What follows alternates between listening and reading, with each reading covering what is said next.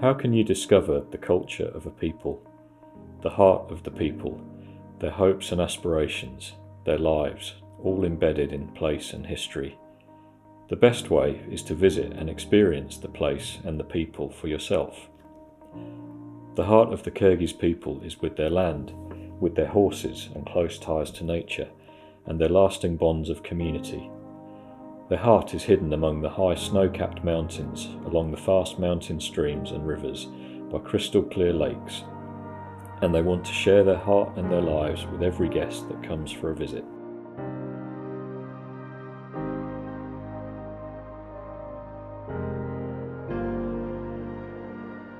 Situated along the ancient Silk Road, Kyrgyzstan is rich in history and culture.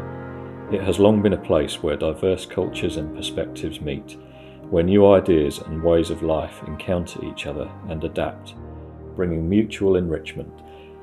There are many historical and archaeological sites, but even more than that, the Kyrgyz have kept their traditions to this day, and because of this you can still witness an eagle hunt, master the skill of archery, and stay in a yurt even as nomads of old.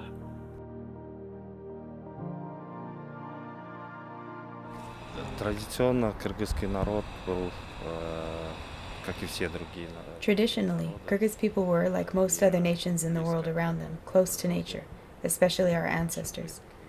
They deeply respected nature and any changes in it, and even connected some of the changes with consequences they saw. And to this day, this kind of relationship remains, and the traditions. One of the teachings of the great Hero Manas is that we should be in harmony with nature, and to take care of and preserve our nature, and leave it to our future generations. What is culture? What is development?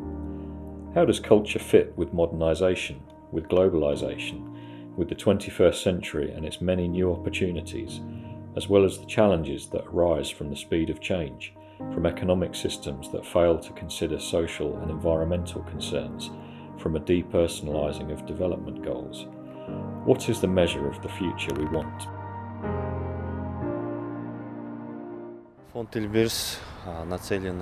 The Ilbirs Foundation's goal is to preserve the nature of Kyrgyzstan. We host charitable, educational, and scientific events, and within this framework, our programs focus on local communities and work in the places where they are. One of them is in Chongkimin, in the Chui region, where citizens themselves have organized a public union. We continue to help them with scientific training and consulting, and provide different seminars and some technical help. But they do the majority of the work themselves.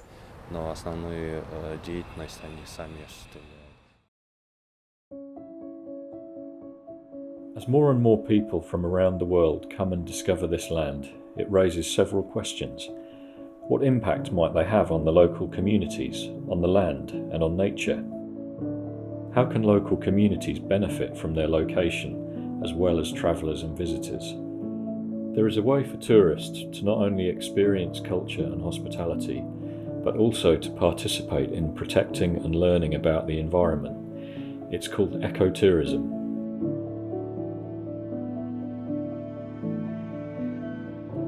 Ecotourism has three core features. It isn't just tourism in beautiful landscapes or where wildlife may be seen. In essence, ecotourism must positively contribute to conservation outcomes, bring benefit to local communities, and include an educational component, either raising environmental awareness or building people's capacities. All three of these elements must be present for tourism to be recognised as genuine ecotourism. With the sustainable development model, the idea is we recognize that the world can't stay the same. The climate's changing, globalization is happening, and so where ecotourism can come in now is to help develop the communities to take care of themselves and adjust to the changes that are going on. So, with a small group of visitors from China, Canada, Germany, as well as from Kyrgyzstan, we set out to see and experience for ourselves what ecotourism could look like. We wanted to learn how we could connect with Kyrgyz communities in the Tianshan mountains and support them in their conservation-oriented tourism endeavours, particularly in their efforts to protect the snow leopard. It became a modern meeting of people and diverse cultures along the Silk Road, which continues to thrive and to develop even in the present era. Our journey began in the Chonkemin Valley. Here we were able to witness, and some even to participate, in the ancient game of kookaburra. Played on horseback, the purpose is for teams to steal the goat from each other and take it to their base. The game hasn't changed for centuries. Though the riders now wear modern clothes, the old spirit remains.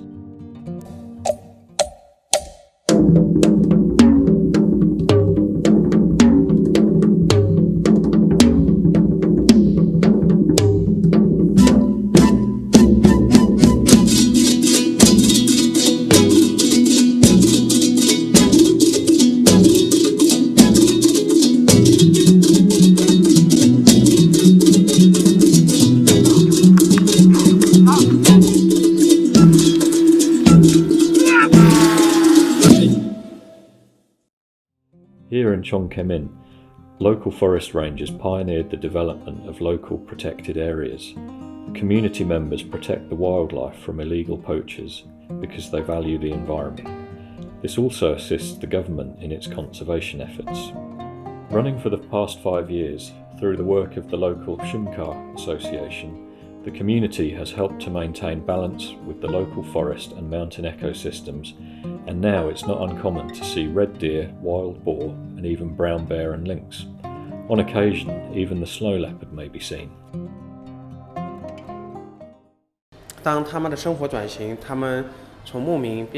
When people's roles change from livestock herding to serving as ecotourism guides or HPS horse rangers, their aspirations in life also increase.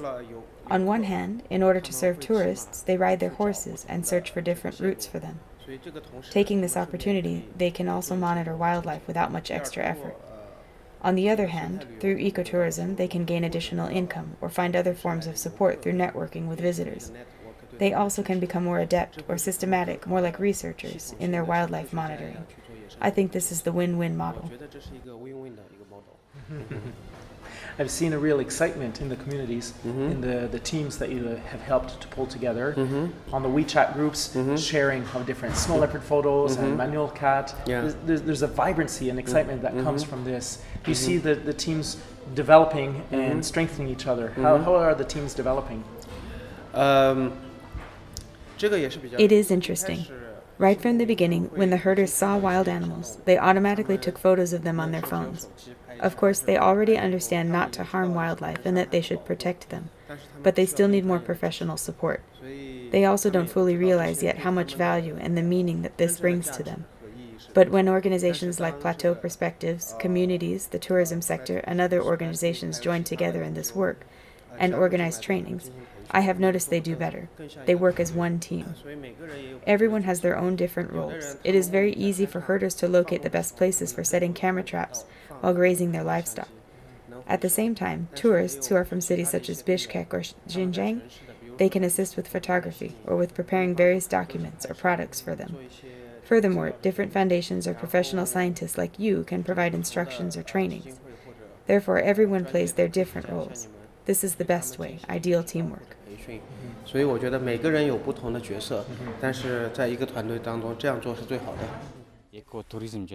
What is interesting for me is that ecotourism is not just about inviting tourists to come, but also includes protection of nature and wildlife. We have a beautiful land in nature, but unfortunately nature is being destroyed. Ecotourism aims to protect nature and wildlife. Ecotourism is about developing tourism as a mechanism to help protect nature and wildlife. In addition, there are many benefits for the local community. The week that I spent with the team was a great time. I gained great experiences. In the Lake Issykul region, I have seen local communities working with tourists and taking initiative to protect the environment. This is positive for the community, and I would like to see these things happening in Narin too.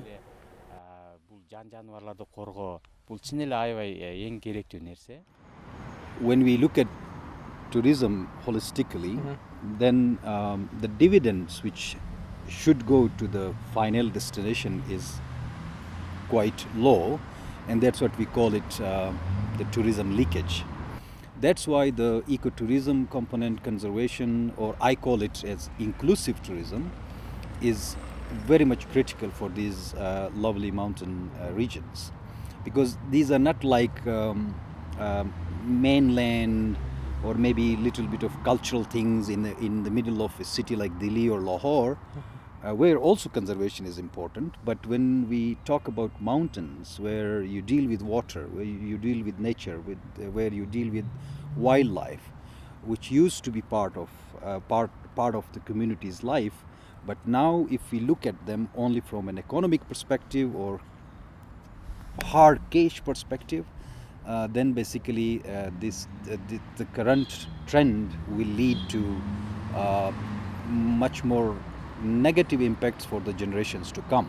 So that's why the leakage of tourism needs to be understood in whole the entire economic lens of tourism, so that we translate that into actions, organized communities, and then tell them that, if you organize today, if you do conservation, if you think about your environment, and then make financial returns, will have a generational impact. That's what I see.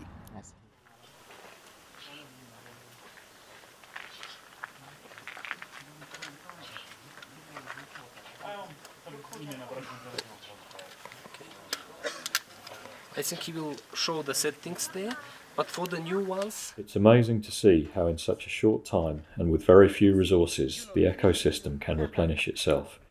And it seems that with the help of ecotourism, this trend can continue. Not only can people discover the natural environment for themselves, they can also contribute to the work of local rangers to protect the environment. We see this in practice in Ton, an area spanning from the shore of Lake Issykul to the top of the Tianshan mountains. Here, an amazing 10,000 hectares of land were devoted recently for the purpose of a new community conserved area. And within a mere 3 years, the local rangers have witnessed wildlife returning to these lands. We were able to ride up one of the valleys and experience for ourselves how to set up a trap, but not your usual one. It's a photo trap that allows you to capture images of wild animals. Yeah, we could put the camera here, but if I were putting it to stay for 2 months, to have a camera for 2 months, I would go up a bit further. And there, those cliffs up there, it's big cliffs and it comes down. I would say that's a very good potential. And you have such a big rock that comes straight down. They love that. And I would look at the base of that rock and have a very good likelihood to see some scrapes. They've been there and they like this area. They've often made a scrape where it's dug out and there's more dirt here. You'll see their footprints, but more often you'll see this and you'll see their Foggin. 有的时候你们可以看到他们的脚印。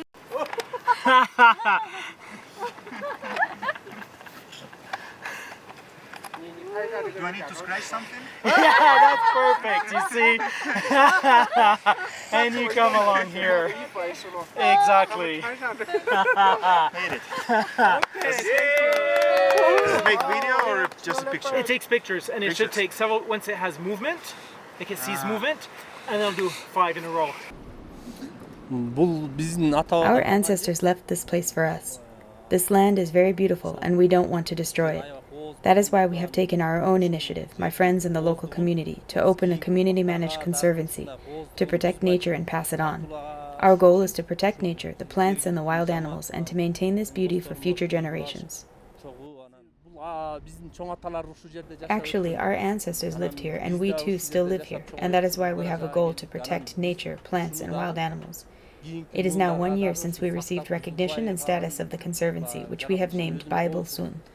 Camp Plateau is also supporting and helping us. I will give one example. One group of tourists came here. They were 60 to 70 years old. They saw and admired our environment, and one old lady cried out and said that we are living in paradise. You have a beautiful land, and I hope and beg you to protect it and keep it the same as now, and pass it on to future generations. This lady's expression was encouraging to us, and so we have thought about how we can protect the environment. We decided to create this conservancy.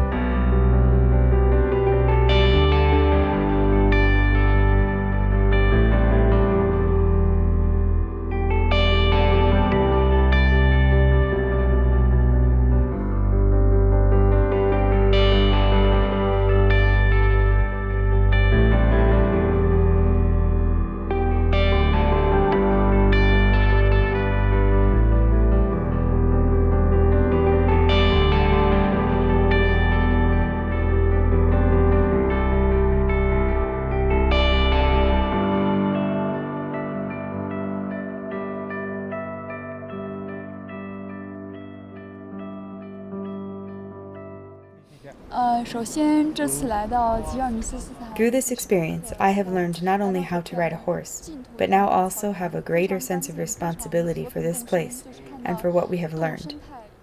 I will be a spokesperson to let more people know. People in my networks should hear the story about Kyrgyzstan and snow leopard rangers, environmental conservation, about how ecotourism can and should benefit local communities. I want to mobilize people to come here to join this great mission.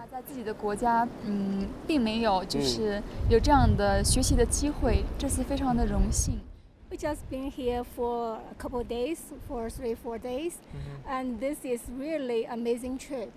We see so many things and the local culture, and also we have a seminar by the like a lot of researchers and professors talking about the local biology and the snow leopard. Really impressed, and the effort and the contribution what the local people did. And this is an amazing place. Hope we can help together to contribute to preserve it. Yeah. It is. No, I agree with you. This coming together of communities doing conservation and also enabling the traveler to have experiences that are so unique. It's a real strength of Kyrgyzstan. Yeah, there's a lot of things happening in the local community and also this nature. Actually, our human being is a part of nature, so let's be part of it. One of the highlights for me was definitely learning how to ride and just riding through the landscapes and seeing all the beautiful places here in Kyrgyzstan. And something I've learned, well, first I came to the launch. I hadn't really heard anything about ecotourism. It was a completely new concept to me that other than tourism, which often leaves a negative impact, ecotourism strives to leave a positive impact on the community. And so at that launch where I met all you guys, I learned all about the theoretical side of ecotourism, and I found that really interesting. And seeing all the different people and then going into the trip is really interesting to be able to then see the practical side. To not only see one side, but see the full picture and see that working out here. And people who own the horses be happy that they're able to use that as a way of income and also use that money also to protect the environment here. And hearing them talk about how they're happy that by preserving the animals here, those animals will be able to be seen by their children.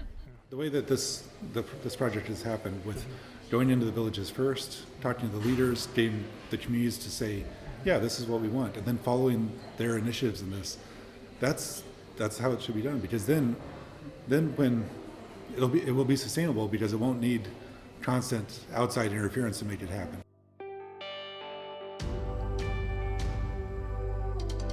If you want to discover Kyrgyzstan, its people and its culture, do it in a way that benefits everyone.